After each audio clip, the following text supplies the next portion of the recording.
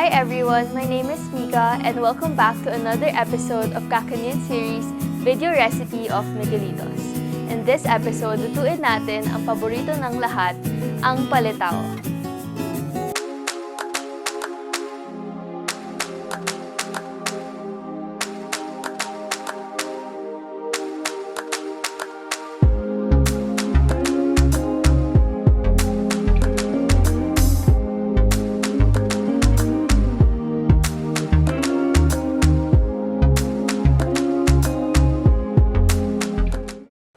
Ang kailangan nating ingredients ay 1 cup of water, grated coconut,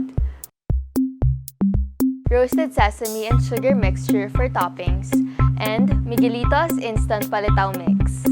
Dissolve 1 pack of Miguelitos instant palitaw mix in 1 cup of water and mix until a dough is formed.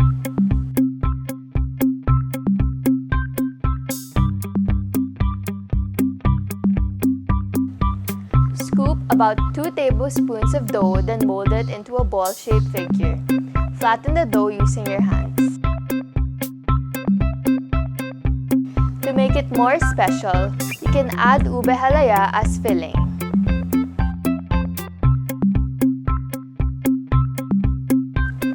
Boil the water on a cooking pot and put the flattened dough.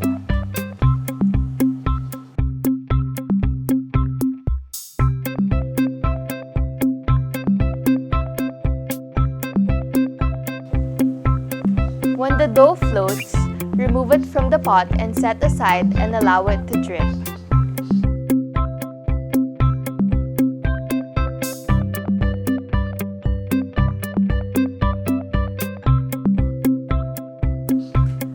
Combine the sugar and roasted sesame seeds, then mix well.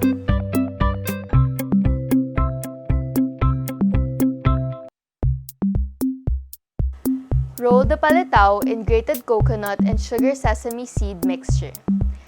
Then, transfer in your chosen packaging and serve. You can sell these palitaw for 50 to 80 pesos per pan.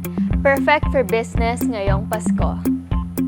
To be updated for more video recipes of Miguelitos, don't forget to click the ring bell button below and subscribe to our YouTube channel. Miguelitos ang best partner mo sa negosyo.